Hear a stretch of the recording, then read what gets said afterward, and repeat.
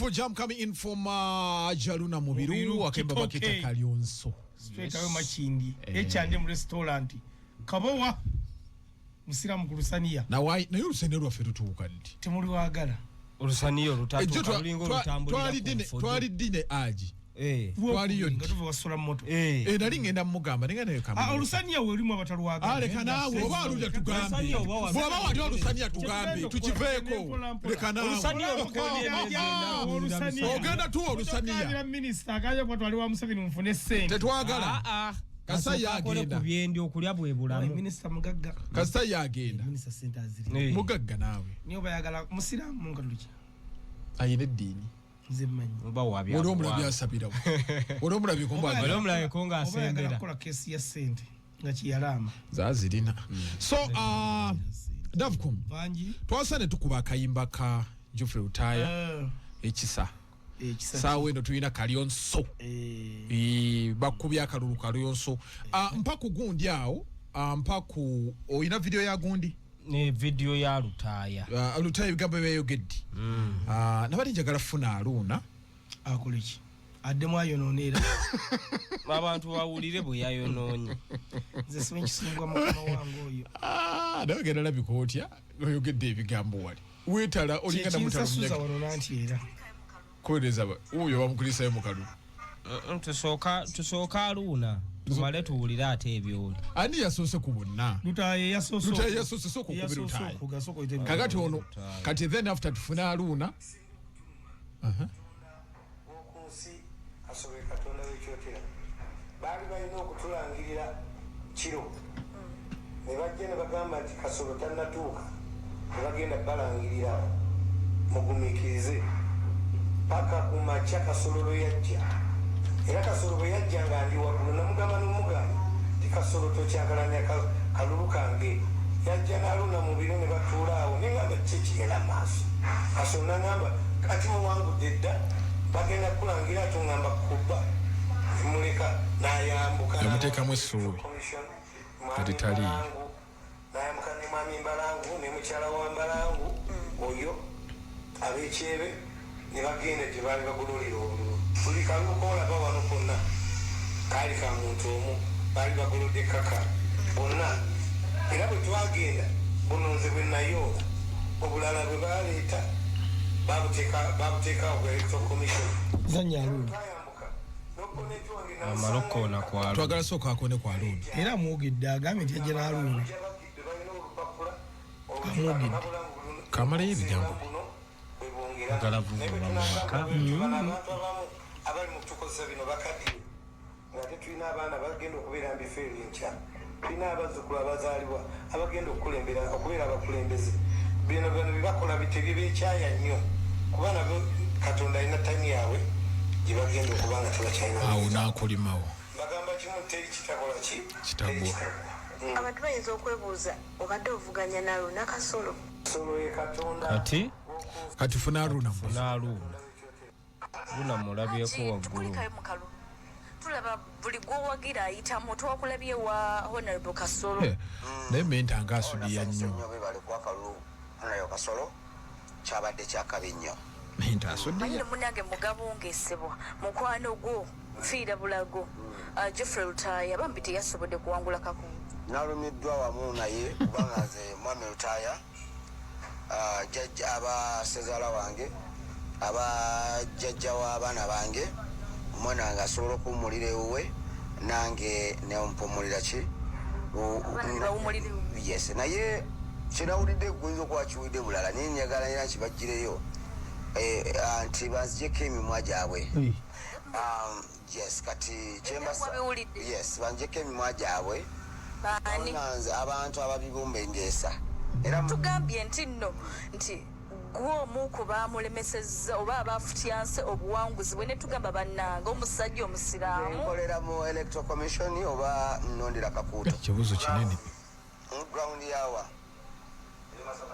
Masaka nedda nze guys njagala mukitegeere nti omuntu abeera ne mukwano gwe nfanfe omuzadde akeera ku makya n'amugamba nti omwana we yatulugunya abantu yabatemako ensingo yababba yakola atya naye asigala muki mwana kuba mwana. Nze okwagala Kasolo tekitegeeza nti ebikolwa bye mbyagala. Njagala Kasolo ng'omuntu ti mukwano gwe, omuntu asobola okuba ne mukwano gwe amanye ensonga ze lwaki amwagala. Nze Kasolo si yanterereza musiki wange okugenda okuwerekera ku Kasolo okujjayo ebbaluwa ye gy'abawangudde oba gy'abaafire certificate tekitegeeza nti nze naba namuyisizaamu mu kulonda akalulu ke. Okitegedde, nze ndi mukwano gwa Kasolo nga Kasolo naye ebikolwa byo n'okutegeera kwe kukwe. Kinene ekya Geoffrey Rutaaya okubanga teyagenze Kakuuto tebamulonze bagamba nti gwe ne mwami Kasolo nti obadde okinamu omukono. Sikina mukono, nze nkugambye tosobola kundaba nga noonya kalulu. Bonna banoonyeza obululu, nze nyimbidde nayimbira Sewungu waki Wanuupu. Solo Kayemba waki Wanuupu. Kasolo waki wa NRM. Njagala ompeeyo omuntu ow'NRM gwe nayimbidde omulundi guno omulala. Wayogera njagala ompe. Nkugambye eri nayimbidde abantu bameka? Nayimbidde Honorable Kayemba Solo nenyimbira ne Sewungu ku Rastorale. Kati njagala ompeeyo omuntu omulala omu nene ku NRM nenyimbira omuntu ani Kasolo nga mukwano gwange. Ati kyegambye namuyimbidde nga mukwano gwa muntu mu musiri omulamba temubula kiwutta. Yesu ate n'omusiru abano n'abawagizi. Nnyo Kasolo ngateekako obusiru obutemu. Ati teyaŋŋamba saagenze nga nti ndi wakujajamya nti ngenda nyimba buli wamu. Nti ate munange nawulidde Kakuba sikyalimu eyo ze levo za mpumu. Leka avume ekintu kye. Omuntu ategera bamaze okusooka oleke abawuliriza bo bafune era babiwulidde. Otegedde naye eri yeetaaga okumulungulwa. Bingi ebiri mu kintu ekyo emabega waakyo kubanga nze omu kuba eyakubidde Irene ne mugamba ensonga zino nga nziwulira bulala bamma ddala bituufu nangamba leera gundi naye tetwogera bye twayogedde bye sijja kuzza mu kamera ne mugamba kati kiba kirungi nze nengenda neŋŋamba fakiti agambye ne Kasolo omusajja adumgawayi mpulidde bagamba nti gwe okutte omusajja golangi nanga agize nangira DRF omuziizo era nga batudde Rutaaya atudde wano n'omu kati kiba kiti simanyi byaddiridde naye nga gwe kyoba omanya sibimanyi ebya politics. Davcom tandikira tewali busembe ekisooka kya byonna gundi mbadde sinakugiraba mbadde njulira buuzi naye kati njewagganya nenjuliriza era abampuliza sitannyo okubagana mu bigambo byange okuba nga nkubaganako mu bigambo byange kuba kinjuga ne wali naye wano bigenda kwawukana mukko olw'okuba nti mpulidde puroguramu eno bigenda kwawukana wali wageza okola submission yo nga tonawuliriza sayidi emu ya mwami Rutaaya kati ngeno mpulira naye ngeri nze gye mpulidde gundi eyo I think Aruna ina point one ekisooka kyabeera mu gundi eno nze nzikiriziganya n'omuntu yenna agamba nti sikiza na muntu yenna agamba nti aje Aruna Kasolo kyewine mbu yalangirira ababaka abayiseewo ekyo sikana kyolw'ensonga nti 221 Kasolo bamukuba akalwaki yagaya ne yeerangirira amanyi nti yagayina nti yalina ebiseera ate yali minisitiri ate kikyukanga ekyo tukivuddeko. Ekyokubiri aje Aruna mu biru obuzibu bwonna bwe buli mu kintu kino nga tuvudde ekyota tuzze olwe Kampala kati aje Aruna bubuki ekizibu oba nkyogedde bubi ati afuuka ki ekizibu talina nsonga lwaki yadde akola interview kubanga wowulira video ya Honorable Geoffrey Rutaaya teyagambye nti aje Aruna mu biru yabba akalulu kange yagambye yazze n'Aruna Kasolo kati okujjako nga Aruna wagambye Aruna mu biru ekiro kinene nnyo kiyina mabega ye kyamanyi that's why yakoze interview naye ati yeetagisa kukola interview kuba tebamugambye nti wabbye akalulu twene bakyogere omanye ekyalumye Rutaaya kiringa bw'onaalaba kuba mu statements za Geoffrey Rutaaya yagambye nti aje Aruna Kasolo n'Aruna mu biru bajja ne bamuyitako kuutwe ne bagenda waggulu gye basanga obox obululu obuli tikiti era bwe buno bwe yabadde alaga agambye Ajja Kasolo ye katonda w'okunsi yaluta obuwanguzi bwange namulabanga yajja ne Ajja Aruna mu biru so tiyagambye nti Ajja Aruna mu biru wabba akaluluka ebibiri byawuluma kiringa bwe nabeera ne Mozono ebbanga lino lyonna okitegeera naye nga ninayo mukwano gwange omulala bamuyita Jona mukubeerayo ne mukwano gwange omulala Moze n'agenda ne yeesimbawo Moze bwe yeesimbawo nze nenjija ne mukwano gwange ono omulala Jona naye nga amawuli agali mu kubongwesebwa nti Jona y'omu ku bali mu kulwana okuuka ejjembe Moze aleme kuyitamu automatically Moze nanga ajja kuntwala mu bigambo bya Ajja Aruna mu biro byali mu kwogera wano ate biraga minisita Kaswali n'ebikolo biro byakola mu bigambo bya Ajja Aruna kubanga ekisooka nze Kasolo ate mukama wange ekinjawula ku bantu abalala tukulosobola kwogera ku bbala mu kibigwano akugobawo nze ne wangu linda kukambuze yandirabayo siwa kumwogera nga ina kyakoze nesisakyogera wangu obaleka naawe bye yakoze kati mu byogerako yagera musumanye mmeri yayita tujja kutuukawo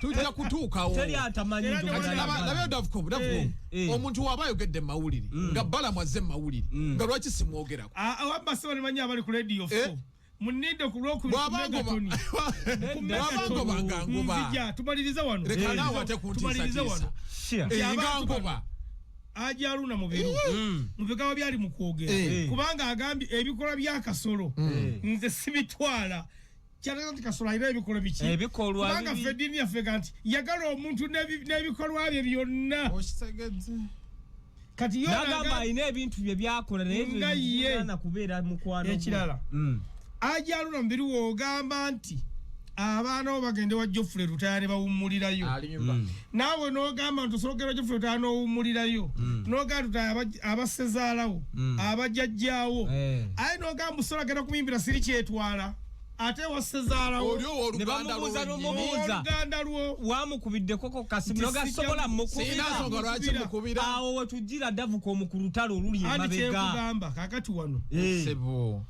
waliwo wano olutalo kafungula nkete yabatya nti nga jingo waga katandika butandisi amasasi ayagala tekatula ayagala ekikonde kakati ate waliwo ebiri behind the scene atuwuliriza ku radio fo byateekeddwa okumanya bano ababiri balina olutalo era olutalo lwajja bwe ruti ono yali mukama wa Aruna mu biru mu Eagles production awusaliwo mukubeera mukama we awusaliwo wo Ajja Aruna mu biru ensisookera ddala yajja mulungi nnyo wano mu kufuuwa omulere Aruna mu kufuuwa omulere mulungi nnyo era abalaba oluyimba lwa Walumbe Zaaya olwa Paulo Kafe yalulimu ng'afuuwa omulere okufaako obufu Ajja ate ng'ayina ekitone Misa Kisemakula amuleeta mu Eagles mu kumuleeta bano olwedde baali bakoze erinnya ng'era ne competition yaabwe musicale eri wakati waabwe Geoffrey Rutaya Ronald Mayinja Misa Kisemakula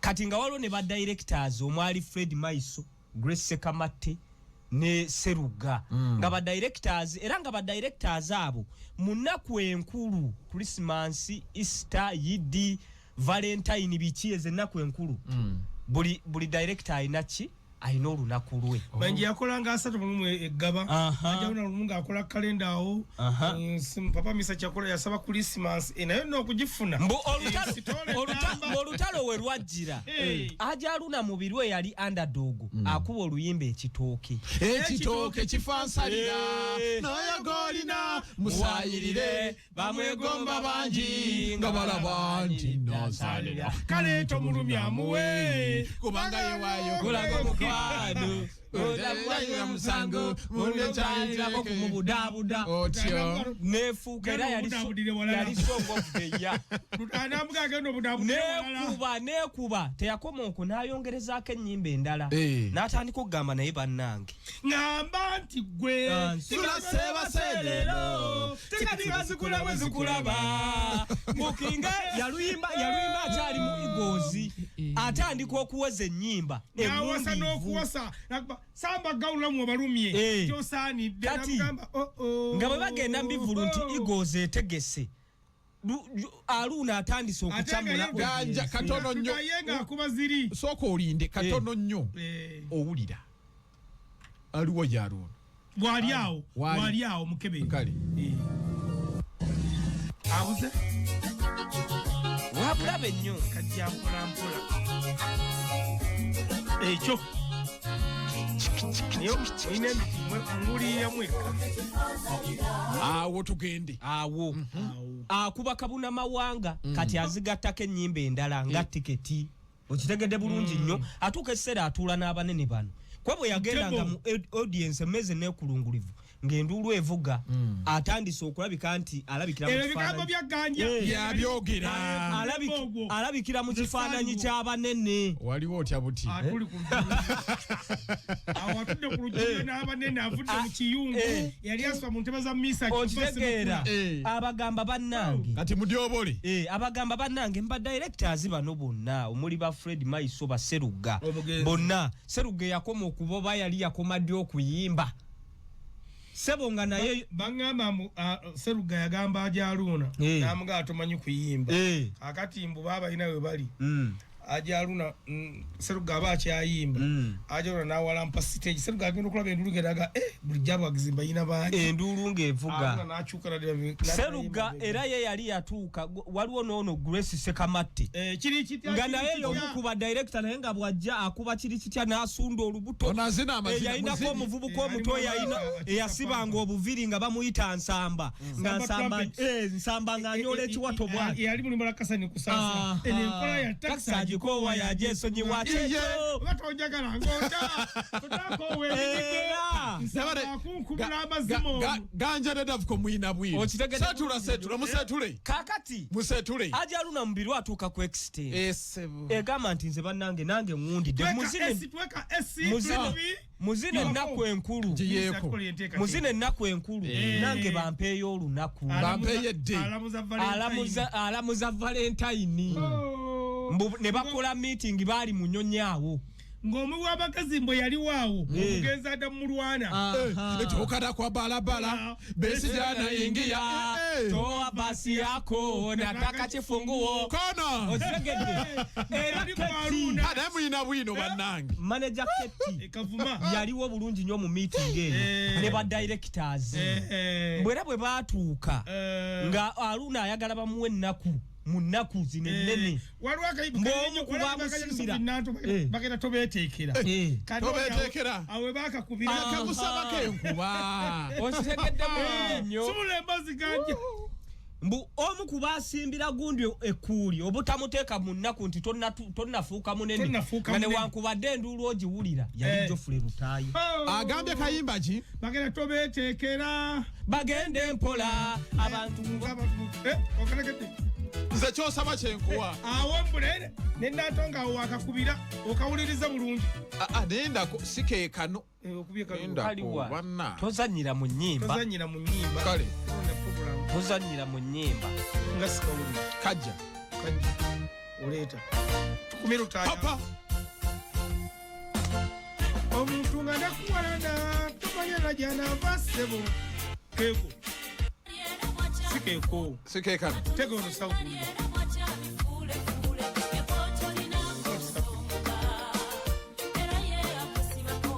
yeno keeko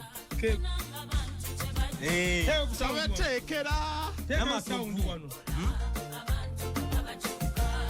eyali munnange nga tusajimula tebwanjogerera kakati awo arega njoyimba information n'okuyimba byonna bitambuliza wamu nze ku ddoboozi lye nnina olimanyi sebo batuuka mu meeting eyo gundi papa Misa Semakula asemba ngatannafuuka papa asemba mutabani we agamba siva kwa Aruna agundidde Geoffrey Rutayi asimbe kuli n'agamba ono tannatuuka talina funa lunaku jukira Geoffrey Rutayi gwe gwali omuto omukulu mu ntandiko ya Eagles Production n'omugenzi Fred Maiso era kyovola bane bwe bayawukana bano ne bakola Golden Band ono yasigaza erinnya yayongerako bwongezi the new Eagles Production atabuza ba radio fute beerabira nti abantu bano baade bayinawo obukuku bwabwe ng'abantu ne bakwasa Uganda Linda ko Fred Maiso adi omanyi nze ekintu ekyaloza ekiwunya kabongo beta muwagundi omwana gwobasinga oli kimuli ekyaloza batumiba batukola bubi osimbudde osegede bulungi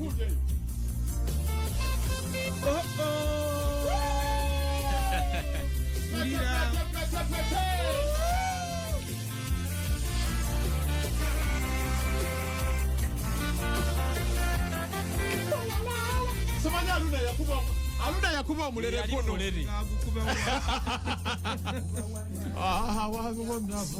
oyo mugenzi Fred Maiso rest in peace yali kagezi munnyo mu Eagles Production kagezi munnyo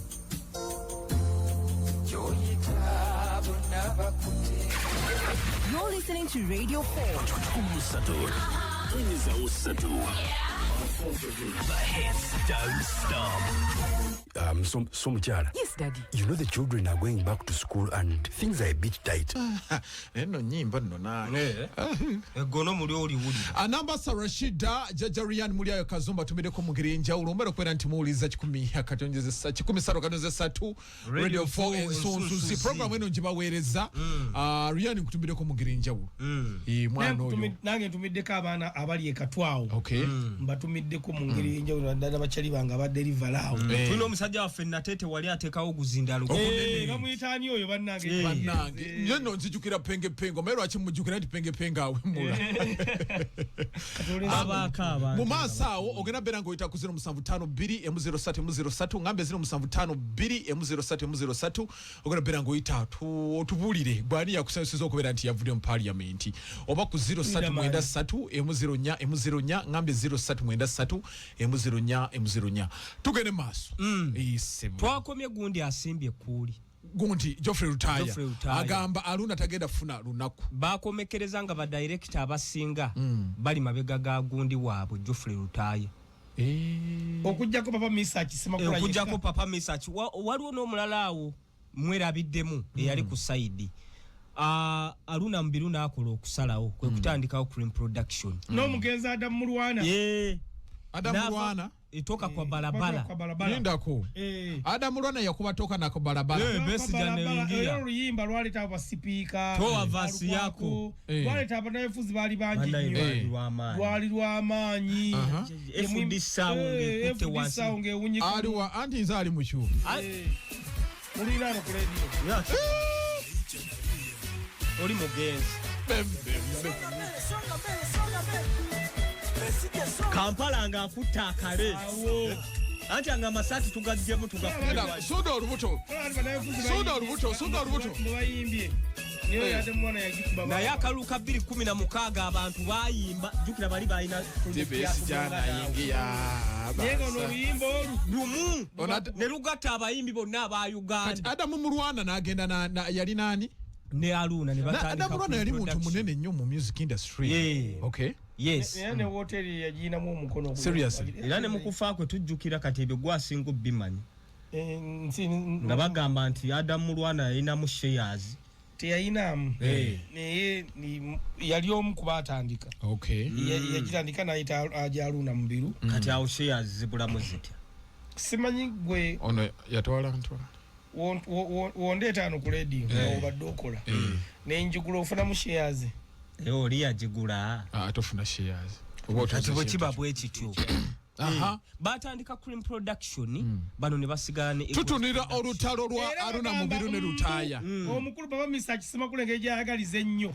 omwana yamwayo ne kubyumegeza ng'emizalo yali mutabani we jukira mwita kojja olutalo era ajja Aluna Mubiru yomu kubasooka okukola concert ku Incotorio parking awo ng'ekyakuba era Cream yatandika n'amaanyi mayitirivu nnyo yabaako n'abayimbi era yagwa n'amaanyi manyi nga bwe yatandika nego toyina babo kati ono omulaba saawe naayogera kati ogenda kuddamu omulaba ng'ali wali ali kacaayi mujjukiranga Semakula kati atugobye si ayina entondo ate katumugedeko kyekibi olw'okubeera n'omutima omulungi entondo ziba ziyitiridde byaggwa yaleeta ki Eagles yagwa Cream Production negwa New Eagles negwa Golden negwa byonna byagwa yajjira Speed kwe yagwira mujjukiranga ayina bakazi era Aruno oyo omulaba sente yateeka mu Cream singa yazimba bizimbe singa mu Kampala ina mu Arcade bambi agala music Meri bata ya mulia senti bambi mwe mwali noli omutamivu gwe yakuli ettaka na maana manyira manyira simanyi kemisera linda ayina aliko dogo ani Aruna asa Aruna kemisera munango obulungi bwamusukka obulungi bwamuyitirira alese bajuli mulungi babebirichi omugenzi Daudi Mugema yali mune kazibwe kapo tolanti yayina Cream dala Cream yabalina sebaawo negundi nayimbira mu kumukabya nazizi mukabe yasuula ekintu kwatota abakadde n'obateeka mu kintu tewamanyirizanga nnyo bakadde Mary Bata ajaluna kasolo kyeyine minister oyo MP kati yagiteeka mu ssente kanteeka mu kibiina kino ssente era kyekimufuula mukwano gwe Sebatta n'abalala kati nge abawi bamugeza bali ku Cream omanyi Aruno we bambi kyayina buli mwimbi alina ekisobi ayina ne Aruno ekisinga okumusumbu tamanyi kwogera mu kamera bwe buzibuka bwayina yetaaga pyara tiimu Aruno ayina omutima omulungi kati batula meeting awo ekibiye kulaawo ndio bagiyita C&C erimu zaidi kafero mulimu balunywa Aruna kasobola kwata sente azoba nabayi bagenda kuba ebipande batimbe endo sente nga baziza ku mwanga bazirya bagenda okutuuka gye batimba ebipande nga lyadde ebipande neki Aruna kasobola ayita meeting bagere kati zaidi kafero ne balunywa baba tesokogera omwe alinnya ku munne oba zaidi yagamba kye sijjukira oba balunywa ngolya tonninnyako ndi musajja wama minister yali balunywa twaga tukulimba sene twazirya buli era ono namuwaako nange nentwalako sene ziggwawo naye akati tusokufuna sente endala kiba kitambula minister meeting nazo munatambula naganaga ngono teguli sigera kudenga nababbi baba yaya bali mundu alwana ekibiina kibeerewo era ekibiina ekyo kyegattako Cream Production ne Vision Heroes Vision mwali yawarukaga ngalimu ne bajjaki kizito Bajamiru Njuba Kalota deo Kalesa sewo bana Mategeka ko n'ekivulwe waffe kawempe ega kyali kinene mu kisaawe kyayo kali ya luwere yo ne batalaga kigwa kitya Kemisera abali ku stage ayimba waruka gaji walampa kemi wavaayo agaruka gantu wala Karuna bapa ngaruka ati Kemisera waruka gaya amutwala hanga amutwala wa jana ine wemba ekibina kya wakasa obali kwe kuba kangu ne wemba sale kuba kwe gomba ye yali munga vikisini no Kemisera waruka gana amuletera mungambire musendere lindako mwanyoko afase muganda wa Kemisera kachali kijjo lindako akayima mu nsendere kali kakubira Kemisera Aruna ye yakuba kasale lindako yono mu nsendere lindako katono mungambire obi yangu wa nkubulire katono yulira obi yangu wa leka nkubulire obi yangu kubulire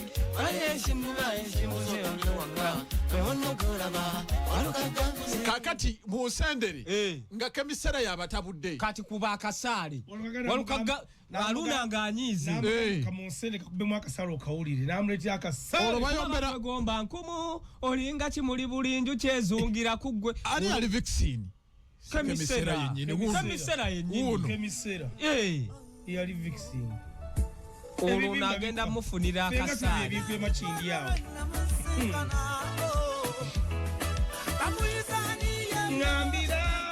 kakati ono ng'awambye yawamba Nagamba olinga kimuli bulinju kyezungu. Kambuuze kati ono we yagenda ne kemisera baakomawa. Ani. Ono gundi. Ekibina nga Vision Heroes mazo kwawukana kuli production. Abatamanyi kemisera abasinga yone yakubakana. Kakuba bakayita oba malala ke kasinga okutambula ennyo. Kambulenza Walokana. Sina ya dama. Malala ze njagala. Ezo naruna nga yazigula. Chali kirungi. Kemisera mukazi. Yo. Kati yo kemisera. Yali yabatabula. Yatabula Vision Heroes. Akaba Mary Bata muyambe. Yo. Banne ngawe bali mu cream. Kyokka ago mu kuboga mbu. Yavuba muninkini wa Mary Bata. Yavuba. Olamalo okumuya.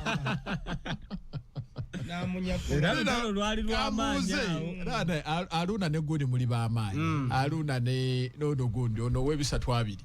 Walukagga muli b'amaanyi. Kamisera yali waddala. Tumulaba okugwa eddala. Kyali kikazi kibalagavu. Naye Kamisera si wa leero. Nakoma okulanga n'okutambani woods. Ng'olulimi telusituka. Oyo Kamisera omanyi omugezi Maka Makumbi. Mumanyi. Yaliko mu video ye. Maka Makumbi. Eradde. Seriously. Kebera. Maka Makumbi. Yali aweereza omupiira. Kamisera si wa leero. Ali myaka ng'emika. Kyetatubuuzizza ye. Kiridderideko. Aleka Kasaggo oyogera. Kyekuuma bulungi. Yali mu video gye bayita Ndaga Butonde. Oba Lovinsa.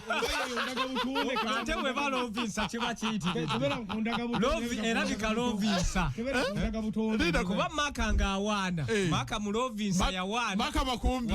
Walina okuba ng'oteekawo omukyala Maka Makumbi. Lovinsa. Luno olutalo bassebo ne banya bali ku radio. Sebo.